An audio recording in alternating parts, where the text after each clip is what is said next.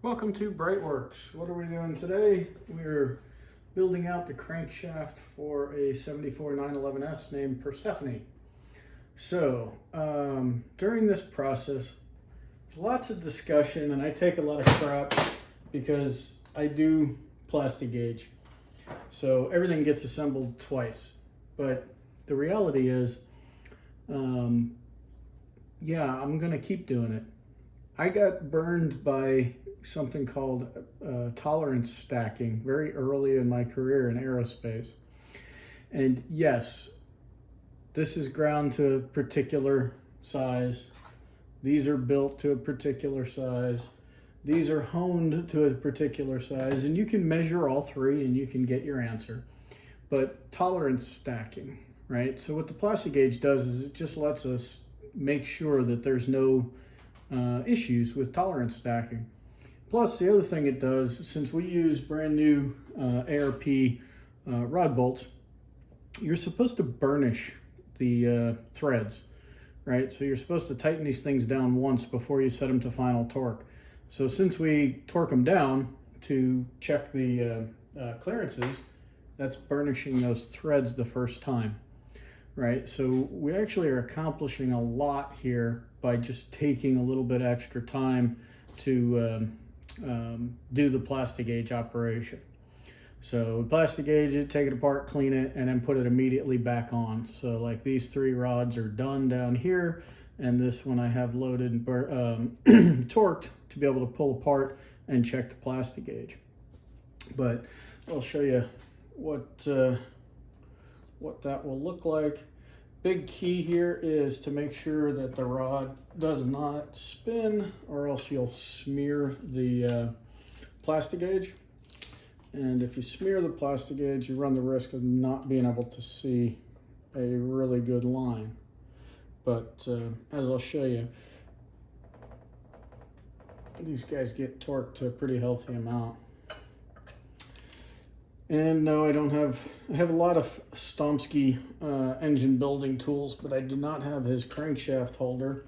I just use a flywheel, an old flywheel, which makes life, I don't know, easier, harder. But as we pull these apart, we're just trying to make sure that the rod doesn't go around because we have that Plastigauge on there, so. Plus, we also get our opportunity to put the ARP assembly lube, which they send you a fancy little one in the box, but we got a big jar of it. So then as we pull this guy apart, you use a brass drift. Should have done that before I pulled this nut off.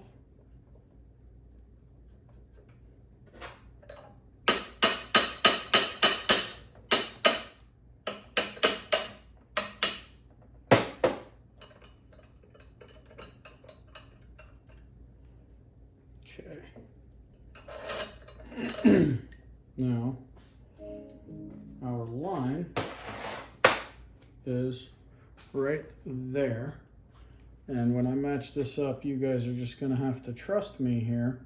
We are 038, maybe even a little bit more, maybe 025, but really 038. Double check it on the, oh, definitely 038. So when we do that, then we come over to the computer and we punch in that we have a 038 clearance. So first four rods, everything's green because the clearances are good. Plus what I use the computer for, and I'll show you real quick here, besides end-to-end weighing, one of the things to do is overall weights for the rods, right? For the rotating assembly. So then we do overall weights for the pistons and for the pins. So what's happened here is we've been able to build a map to where we're within, what is that, 0.3 grams, which is a little bit of a joke because I think the tolerance is 0.25 or a quarter of a gram on the scale. So we're tight. We're way tighter than Porsche's 9 to 11 grams. But if we get a little close up here, you can see there's our little Plastigauge mark. And then one of the challenges with the Plastigauge is people say yes, absolutely. It is oil soluble, so it'll wash off with oil, no big deal. But no, we're gonna make sure that we take it off all the way. So we'll get the cap out, set that aside. And then brake clean is the absolute best for getting Plastigauge off. So you get it off of that side, and then we can also get it off of this side. All right, now that we've got that done, we go through another round of cleaning.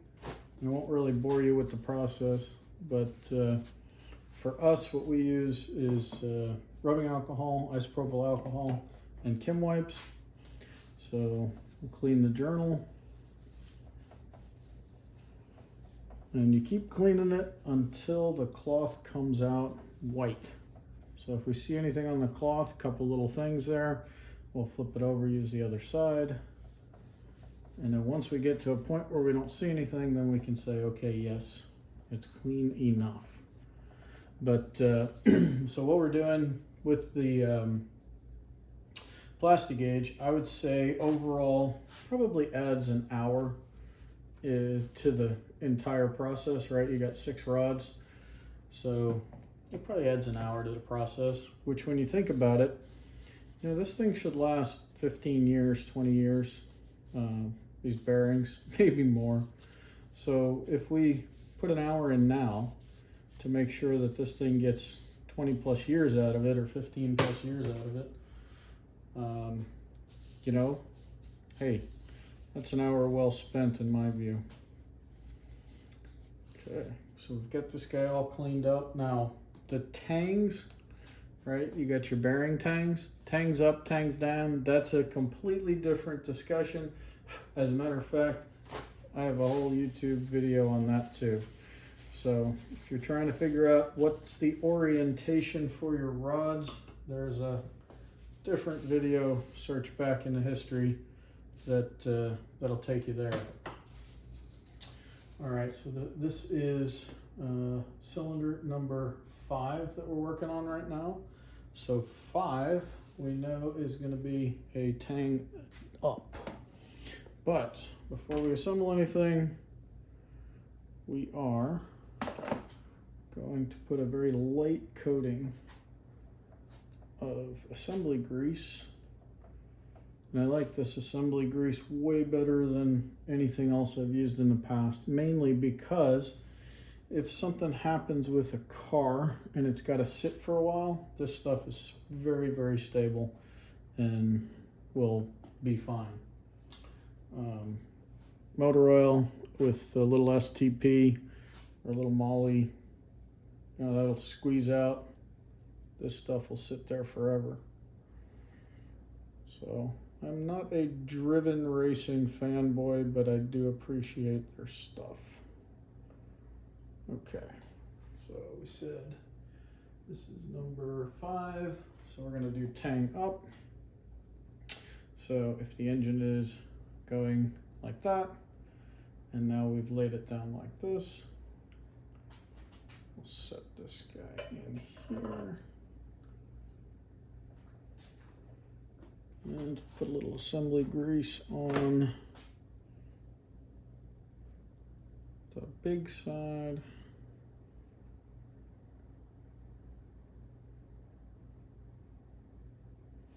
All right, and we double check to match that, make sure that our numbers.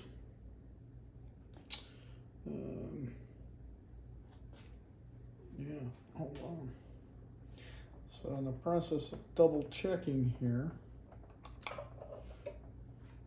so if we know that on this side the tang goes up, yeah, we should be seeing like that.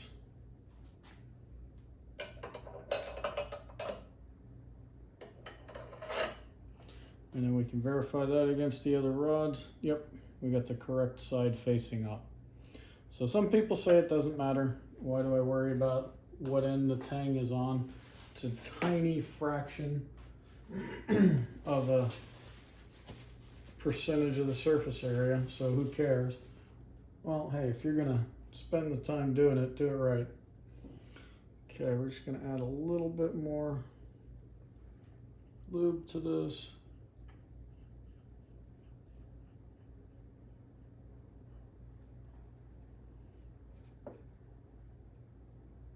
This is the exciting part.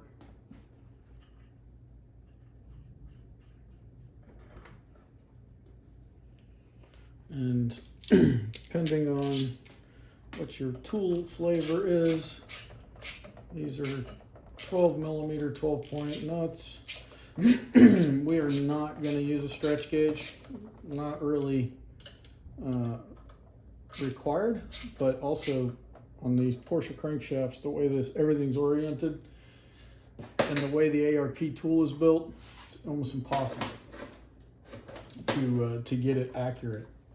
So ARP gives you a alternative, which is 50 foot-pounds. So I'm going to take this one up to about 35. And then take this one up to 35. And now we'll tighten it all the way to torque.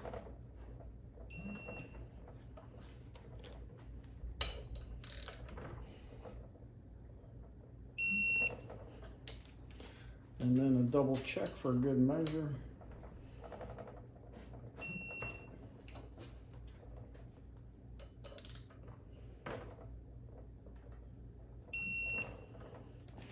And there you have it, spin it around a couple times.